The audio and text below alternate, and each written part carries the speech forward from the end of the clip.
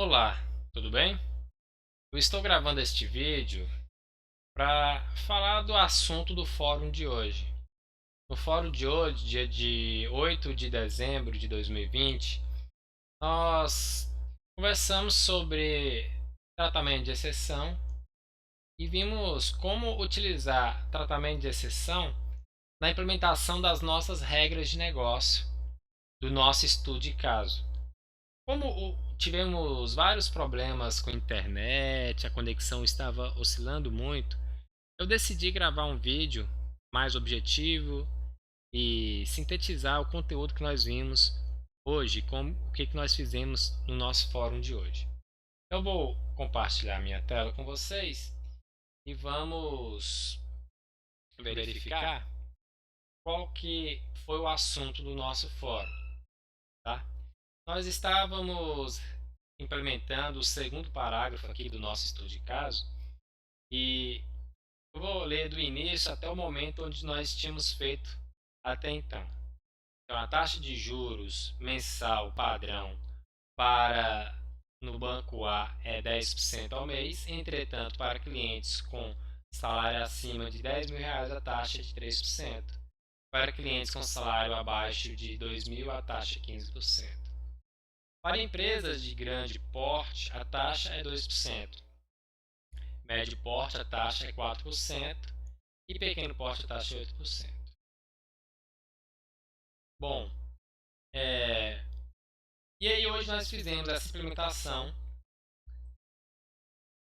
as seguintes implementações. Até essa parte aqui, nós já havíamos feito anteriormente. Hoje nós trabalhamos nessa regra, que a partir do segundo empréstimo de um cliente, o valor dos juros é dobrado. A solução ela foi muito simples para nós fazermos isso. Nós simplesmente, aqui no método, o que nós fizemos? Na classe cliente, nós criamos um atributo do tipo número empréstimos, tá? E na classe empréstimos, no construtor, o que nós fizemos? Nós passamos a incrementar o número de empréstimos e também fizemos a verificação, né? Em que caso o cliente já tenha feito algum empréstimo, os juros ele é dobrado. Então, ele está sendo multiplicado por 2. Bom, mas o principal da nossa discussão hoje foi sobre algumas restrições à concessão do empréstimo nesse banco. Aqui diz o seguinte: o valor máximo de um empréstimo corresponde ao dobro do limite da conta, sendo que somente são creditados empréstimos em conta corrente. Então nós fizemos isso, e outra coisa que nós fizemos foi o seguinte: o banco somente concede mais de 2 empréstimos para empresas de grande porte. Para os demais clientes são concedidos no máximo 2 empréstimos. Tá? É... Bom, como que nós resolvemos isso?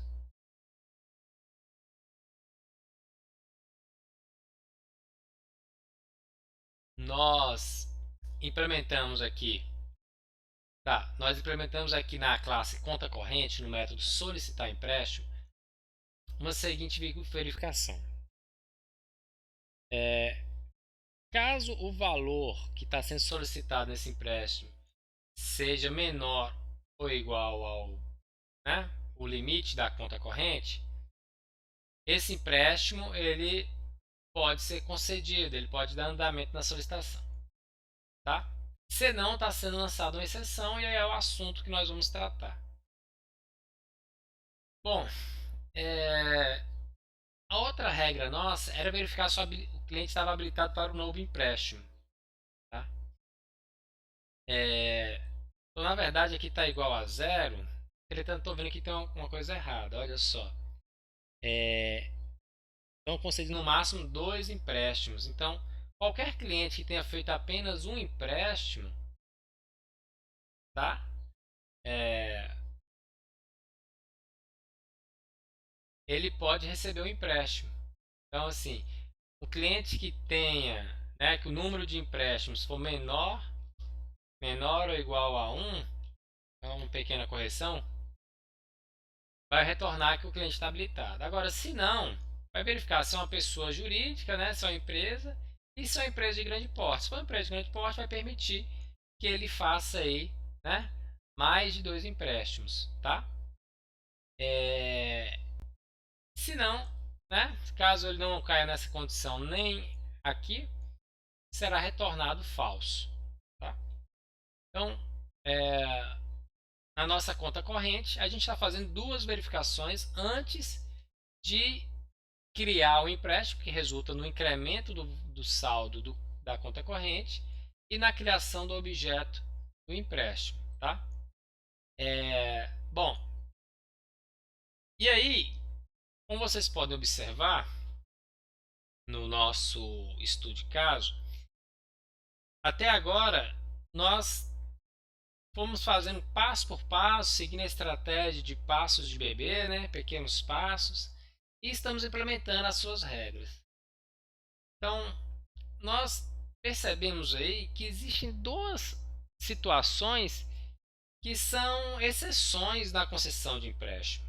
Eu vou conceder empréstimo para quem solicitar. Entretanto, caso não atenda aos seguintes requisitos, eu vou lançar uma exceção informando que houve uma violação nos critérios para concessão de empréstimo. Então, olha só a solução que nós fizemos. Nós criamos um objeto da classe Runtime Exception, aqui cliente não habilitado exception. Definimos uma mensagem, cliente não habilitado para novos empréstimos, e lançamos essa exceção. Então, vamos ficar atento que no Java o lançamento de exceção acontece por meio da palavra throw, tá? Quando nós lançamos uma exceção numa linguagem de programação, nós estamos indicando que a partir dessa linha, o fluxo normal de execução do programa é deixado de ser executado.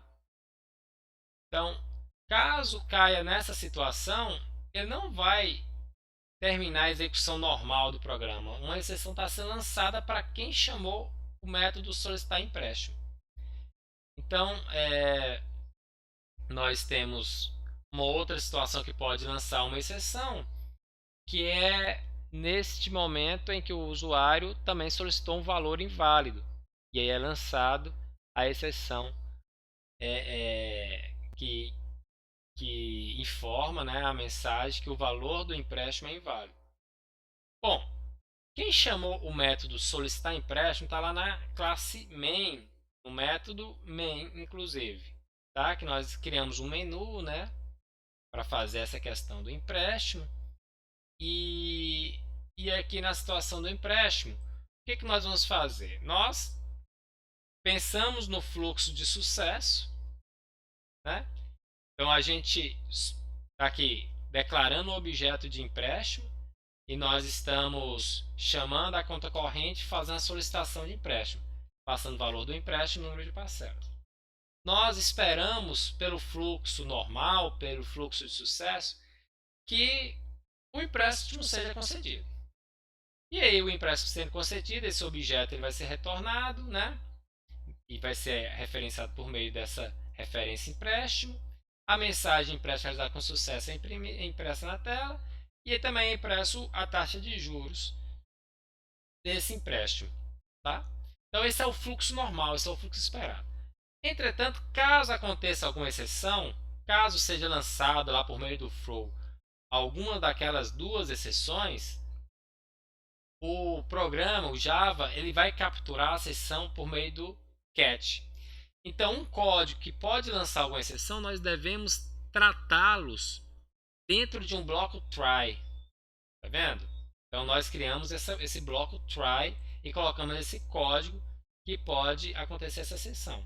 Então, pode acontecer alguma coisa em solicitar empréstimo, e eu só vou mostrar a mensagem que o empréstimo foi realizado com sucesso caso caso não aconteça nenhuma exceção, isso aqui siga o fluxo normal. Entretanto, caso alguma coisa aconteça de errado no método solicitar empréstimo, essas 2 linhas não serão executadas. Elas serão capturadas aqui no Runtime Exception, que é o tipo de exceção que nós lançamos. Eu estou mostrando a mensagem que o empréstimo não foi concedido e eu vou imprimir uma mensagem que veio nessa exceção. Tá certo? Então, nós, durante o fórum, nós discutimos sobre qual que é a alternativa para isso. Comumente, as pessoas, os programadores, fazem o seguinte: retorna null, tá? Ou então retorna algum código, ou então põe uma mensagem na camada de negócio. Todas essas são más práticas de programação. O ideal é você é, é, retornar, retornar a saída do fluxo normal do programa, porque algumas regras de negócio acabaram sendo violadas. Então, neste fórum que nós tivemos, eu apresentei para vocês como utilizar as exceções para auxiliar na implementação das regras de negócio. Nós vimos, né, várias questões do que representa uma exceção numa linguagem de programação e vimos exemplos de exceções no Java. Nós conversamos sobre isso e buscamos trazer isso aí para dentro do o uso das exceções dentro do nosso programa. Existe uma série de possibilidades de recursos além desse que nós utilizamos. Nós podemos inclusive criar as nossas próprias exceções. Aqui nós estamos fazendo uso de uma classe genérica de exceção no Java, que é o Runtime Exception. Por enquanto está funcionando para o que desejamos, tá? Entretanto, vamos verificar mais para frente se isso aí vai ser o suficiente para o nosso trabalho, para o nosso sistema. Então, é isso, pessoal. O que eu gostaria de reforçar os seguintes pontos com vocês quando nós precisamos lançar uma exceção, nós logicamente devemos instanciar um objeto dessa exceção. No nosso exemplo, nós usamos o Runtime Exception, de forma genérica. Nós poderíamos ter criado nossa própria exceção também. Isso pode ficar para um conteúdo de um próximo fórum. E nós lançamos a exceção por meio da palavra throw, comando throw. E na classe que chama essa exceção, nós fizemos o tratamento da exceção aqui no main. Então, se alguma coisa der errado aqui, esse método, que pode acontecer uma exceção, essas linhas seguintes não serão executadas.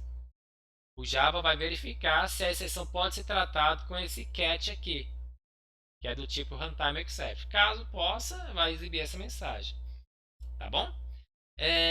Bom, exceção é um tema dos mais difíceis que nós temos aí nas linguagens de programação, mas é essencial que o programador domine o uso de exceções. Então, eu recomendo a leitura do capítulo do livro sobre exceção e recomendo que vocês, no trabalho prático de vocês,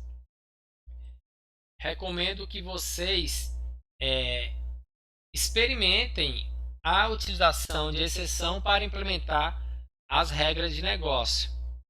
Tá certo? Então é isso. Estou à disposição aí para sanar quaisquer dúvidas e na quinta-feira nós nos encontramos novamente. Um abraço e bons estudos.